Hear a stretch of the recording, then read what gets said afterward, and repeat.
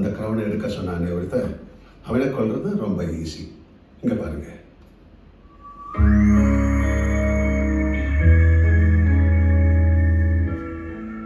நீங்க ஓகே சொன்னா அவனை இப்போ 3 இடத்துல இருந்து ஷூட் பண்ணுவாங்க.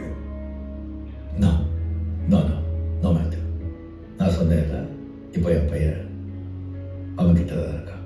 இதனால் என் பையன் உயிருக்கு ஆபத்தாக போயிடும், தப்பாயிடும். அது என்ன ரிஸ்காக இருந்தாலும் அந்த கிரீட்டத்தை நானே எடுக்கிறேன். புரியுது புரியுது. இவங்க ஓகேவா பாருங்க.